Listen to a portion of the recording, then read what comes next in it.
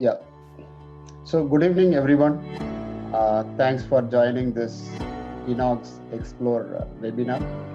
Uh, as you know, Enog is the Indian Oracle Apex user group, which is world's first Apex only user group. And today we have some two wonderful speakers. Yeah, so hi guys, my name is Jaideep Singh Raulji. You guys can call me Jay. And as Mr. Shankar said, I am working on Oracle Apex since the 3.2 version.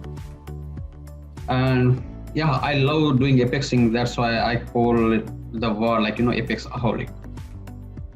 My role is varying from the manager to developer, consultant, principal consultant, educator, and architect. Here I'm giving a brief about what industries or sectors I use the Apex to get an idea like how vast we can utilize the Apex for the different domains. So I started for developing apps from the education domain, accounting, finance, agriculture, transcription industry, dairy, CRMs, automobile solutions, IoT, cargo, including the air cargo, inventory management, automation, telecom industry, real estate, uh, hospitality, and currently the microservices too. To get an idea about the how flexible and how scalable the Apex framework, I would like to share some of the integration that I had done as a part of my job. I started from the SVG in 2011. Before that, in the 2010, I integrated the Google Client API. I remember that actually that time, and I was lucky to uh, work with ex-product manager Raj Matamal that time on the San Diego State University project, and there we implemented the Google APIs. So as you are seeing, we can easily integrate the any payment solutions with the Apex. We can integrate the utility APIs, like whether it's Google, AWS, UPS, Redcap, Ansible, OpenStack, Ansible, OpenStack. Those things are falls in the DevOps part actually. Elasticsearch, Jasper Report, React, lots of stuff. So it is like the Apex is fully scalable and giving us a full power to manage the things. It's the thing is like why I'm mentioning this. Usually in low code we are facing the bottleneck somewhere, but that's not case with Apex. So our today agenda, we will explore what is the RAID stack, how to achieve optimum performance and security in the RAID technology stack, best practices for the Oracle SQL PL SQLs, some of the best practices in the Apex, how to achieve security in the Apex, get familiar with the security evaluation tools, advanced method for security and data encapsulation, and question answer. Um, Also, as you can see on the very first slide, we have lot of stuff in the plate. So as per our yesterday discussion with the internal team, team, we come up with the idea like instead of the trying to have everything in the 30 minutes, 25 minutes, that's not possible. Split it into the multiple sessions. So probably some of the part of this agenda we can have as our next session, forthcoming in the next session, and we will try to cover as much as we can do in today's session.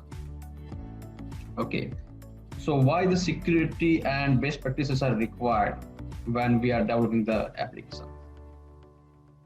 One of the recent case was in Canada on the banking domain, Simply Financial breach and the BMO breach. There was actually ransom attack, and it was major. As you can see, um, it was around means that hackers asked for around $1 million to stop the auction of the stolen data of the citizens. So as you can see, the security is playing a vital role in the web applications, because now we all are online. We are using the internet, we are using the smartphones, everything is like over the internet. In that particular case, the security play a major role in any kind of application, even though it's internal. Okay. What is the RAID? RAID we can define like REST, Apex database. REST is the warriors, Apex tool we know, and D for the database. Also, I personally like to call Apex as a RAID tool, a rapid application development tool also, because combination of this particular stack, we are able to develop enterprise grade application. So that is the thing actually, because the people who are not aware with Apex, they always have the question mark: how scalable is Apex? Whether it is for the small business applications, or it can be expanded for the enterprise grade application also. I would like to mention, in 2009, as a part of our part of my job, actually my first job, when people are busy with the discussing on the feasibility of the Apex, we were developing the first software as a service model ERP system for the transcription industry, utilizing the Oracle Apex.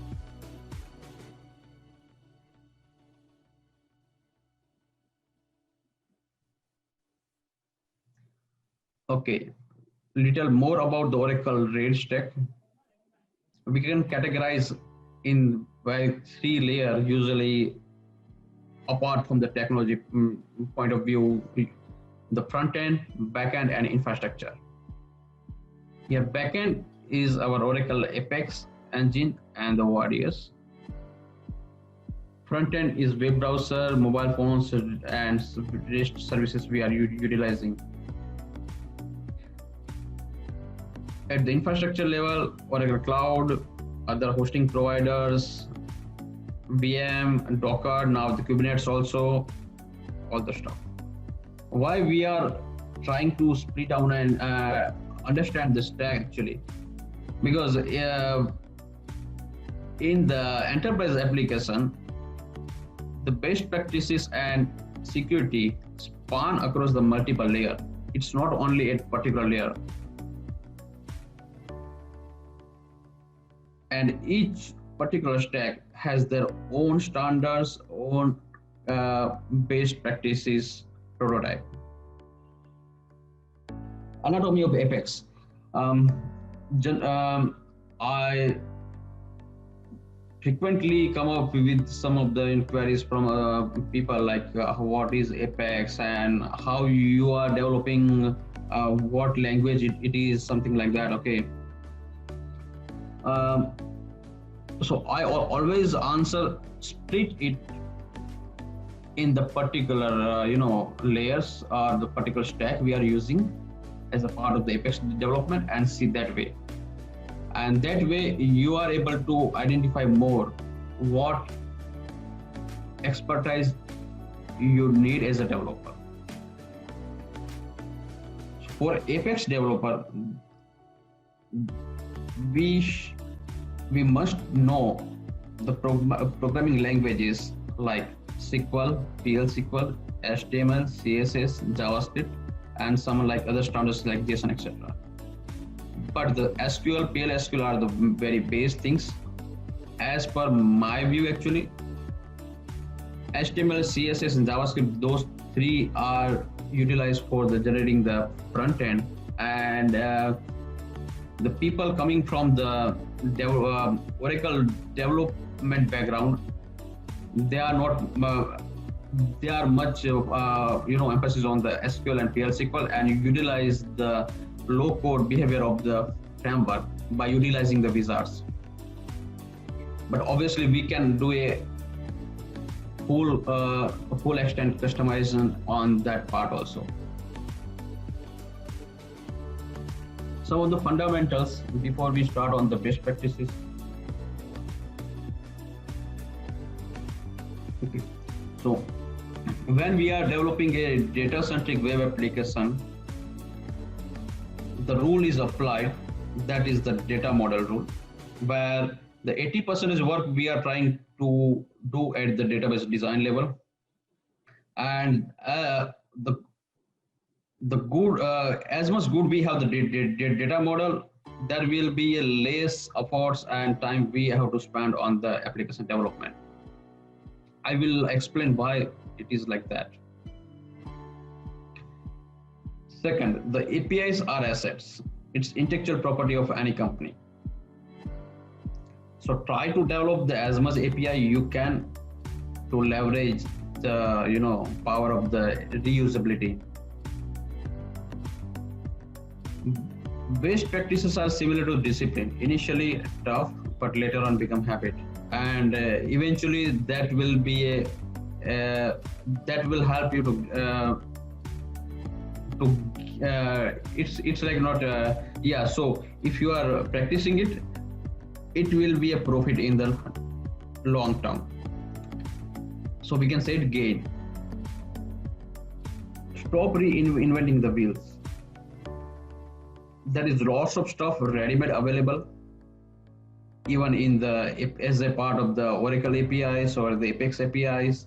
So instead of the writing the same code again, we can reutilize that reusable code.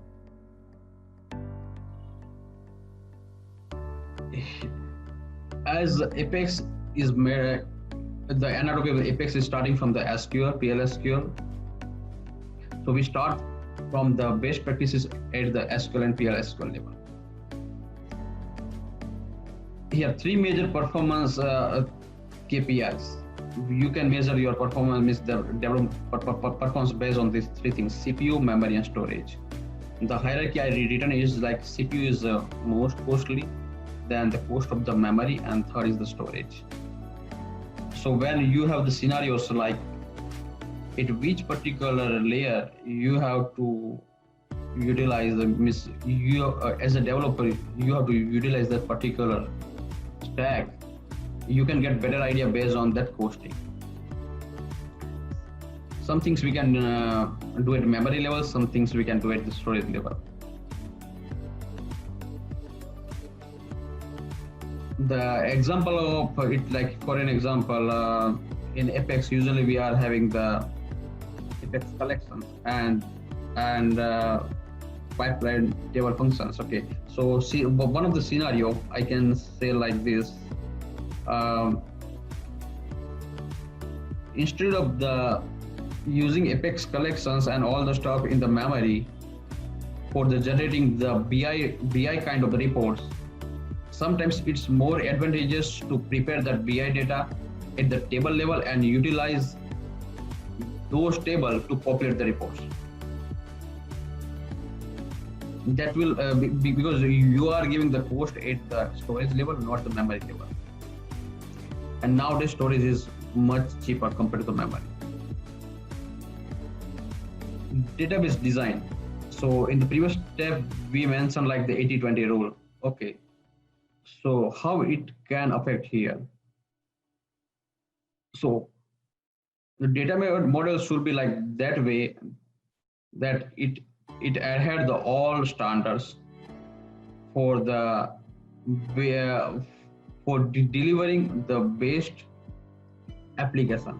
For an example, once your app in the production, you cannot come and change or alter the database. Even in the enterprise grade applications or in the big companies, the developer do not have the access to the database.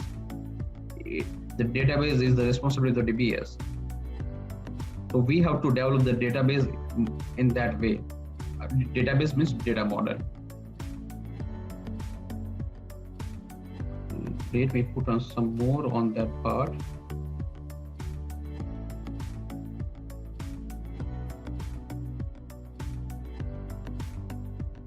Okay, so let's say the sequence. So here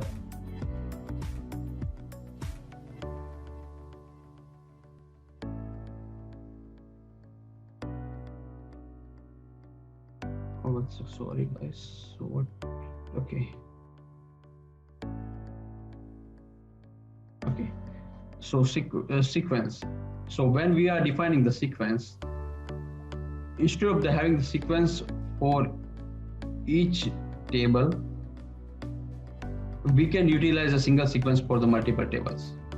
That is obviously case to case. It's not that standard practice always based on the case to case actually. By default, when you are creating the sequence, there is a caching by the 20. So you can opt that. When we come about the design concept, try to create as much as keys, constraints, check rules, etc. at your table level. Why? Because if you, for an example, if you are having the not null constraint or the check constraints or times, like the date is timestamp, something like that, actually, when you will generate a form based on that table in the Apex, those constraints will be automatically adhered by that Apex engine and generates the relevant validations. Also, it's better to enforce the data validations at the table level instead of obviously we will have the encapsulated messages or at the application layer level, but it's also always good to have it at the table level also, so we can ensure the there will be no junk data entries. So we can ensure the rules are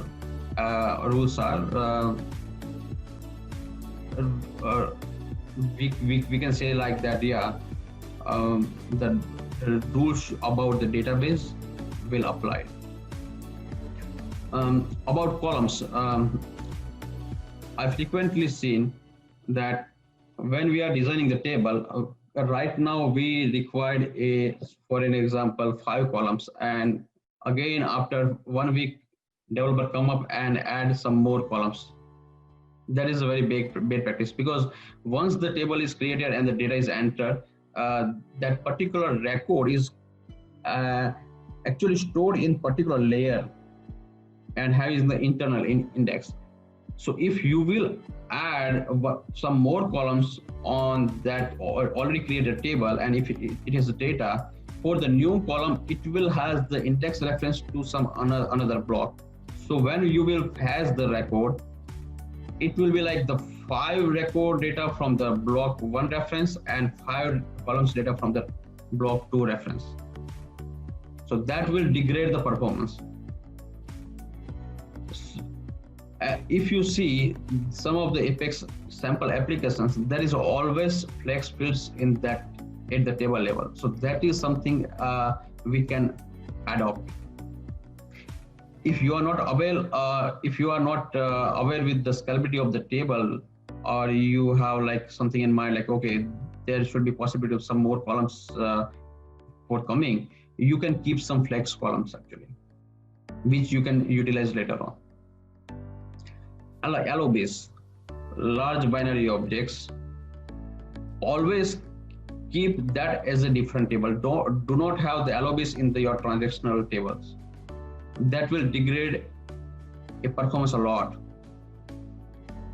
So always keep practicing the CLOB or BLOB as a child table, so you can manage that better way and you will get optimum performance.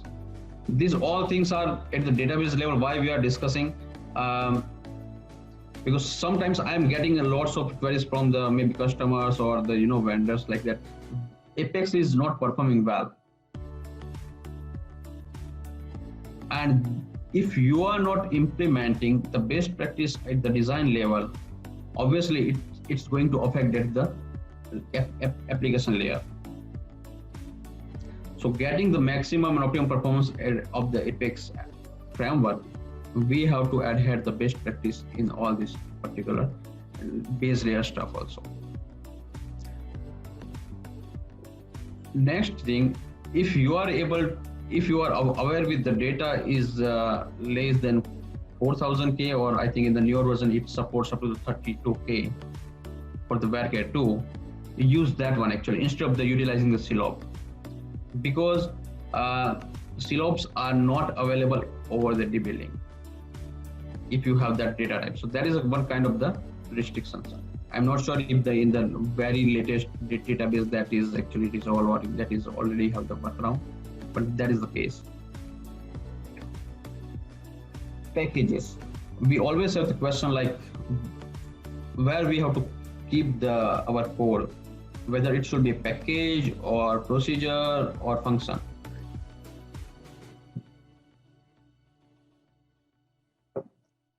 I will say all code should be packed as a package APIs. That will be more maintainable, easy to debug, and you can you can reuse it.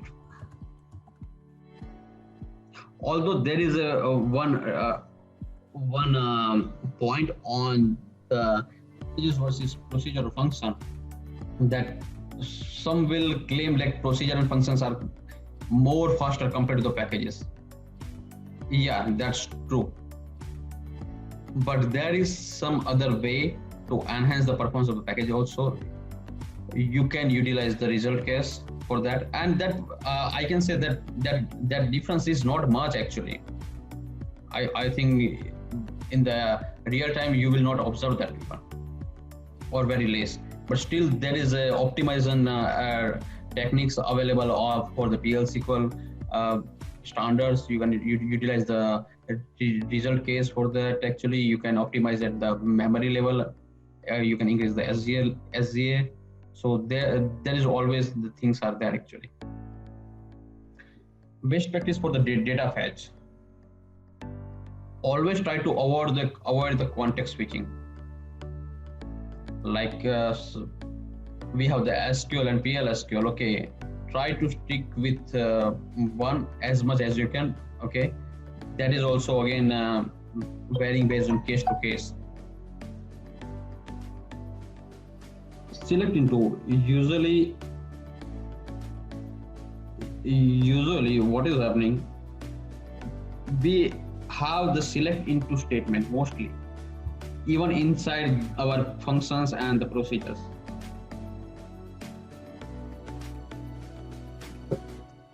Avoid that. Instead of use the for loops. Utilize the bulk fetch, bulk processing, utilize the index. Those are the stuff actually. Okay. Compared to the primary key, try to utilize the row IDs wherever it possible, because row ID is much faster compared to the when you are processing based on that primary key. TAPI versus SAPI, transactional API versus the table APIs. It's again case to case actually. Both are fine based on your use cases. Shadow schema, and these about maybe we can say the standard practice or the security part also. Instead of exposing your schema directly to the any outer world, you can have an intermediate shadow schema where you will have the synonyms, weaves, etc., and you can utilize those weaves, synonyms, etc. on your application layer. Jay, this is Bala here. Yes. Jay, we are taking, we are running, behind the schedule. So, if you could, cover it up a little fast. Yes, surely. Yes, surely. Thank you. Thanks. Let's move a bit faster. Try using the with statement. That is one good of the option. Try with the merge statement compared to your usual for loops for the DML processing. Try to use analytical functions for the better performance on the reporting. Okay, Apex best practices and do nodes. Okay. These are some stuff I think we can skip it.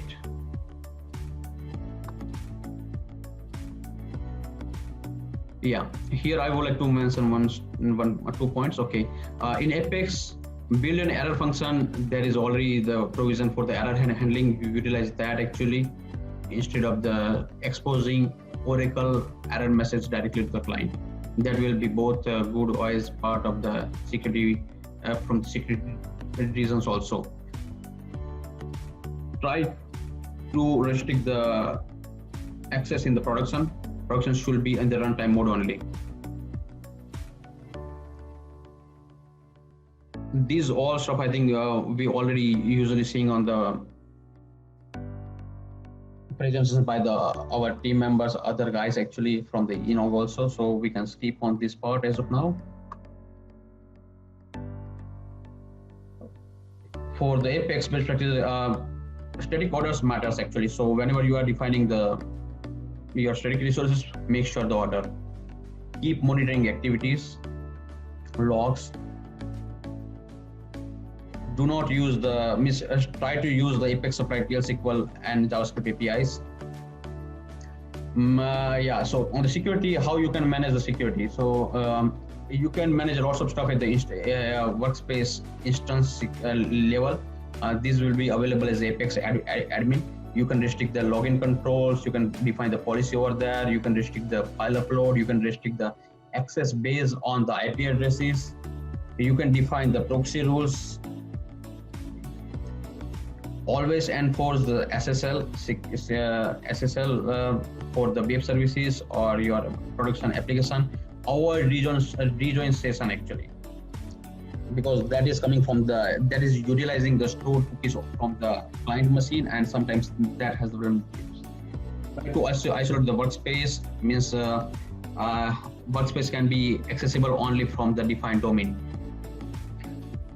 Manage smartly your session timeout for the application to narrow down to expose the hackers. Apply the password rules, policies. Developer security practices, try to use the item, try to use the encrypted state of the items. Use the escaping, that is very much important for the avoiding the cross-site scripting protection. Okay. Here you can see from at the item level, you can define the encryption as well as the restriction at the characters. Always apply the session state protection SSP for your all component. That will prevent the URL tampering and ensure the checksums. Apply the authentication and authorizations. That is something must for your application security.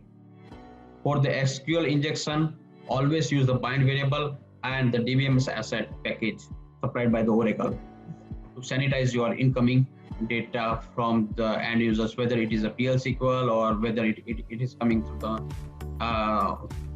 the JSON dataset. Usually when you have the bind variable for the standard SQL PL SQL statement, it will be sanitized, but when you have the JSON data store coming in, you should use the DBMS asset. Yeah, so generally if you have the internet facing apps, these are some standards always required by the required by the standards of the web. How we can achieve this? You can more find all about these on the maybe the developer Mozilla.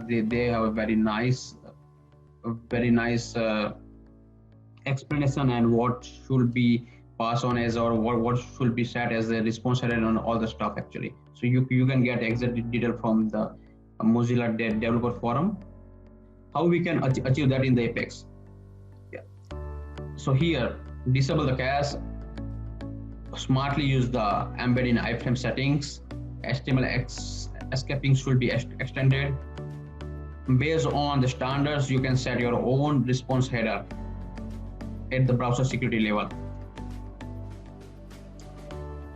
SSP always have to be enabled.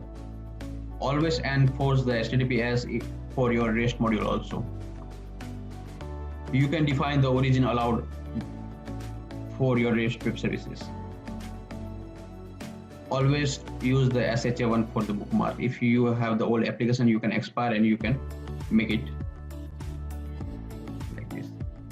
Cookies, okay, so here is the thing actually, I would like to say, when you are having your custom cookies at the login level, to use this particular syntax to make it secure and HTTP only. right now there is not a direct way to manage the cookies in the Apex, but you can define that at your web server layer, maybe Apache or Nginx, whatever you are using, and there you can mention your more rules about the cookies. Security tool. Okay, so best practice is to use the inbuilt Apex Advisor. There is a Apex Cert open source tool also, but I think that's not maintained by the developers. One of the commercial tool is the Apex Sec by the Regex company. There are advanced methods you can explore. Or probably we will cover in our next session. The references. Let me just show you how we can utilize the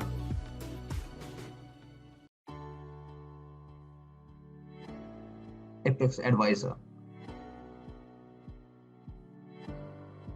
So here, as you can see, there is in our works application level, we have the advisor inbuilt tool. There you can perform the different checks for the errors, performance, security, warnings, and accessibility. And once you will execute the perform check, you will get a detailed report about each particular section, and you can address that one by one.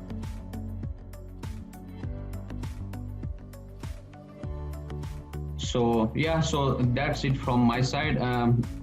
You guys can ask me if you have any questions. Sure, Jaideep. Thank you for the good session, Jaideep. It was really informative, from basics to very advanced, features on how we can have, the advisory enabled in Apex and stuff like that.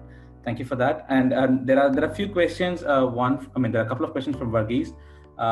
Payment gateway integration. Have you used REST? That's a question from Varghese.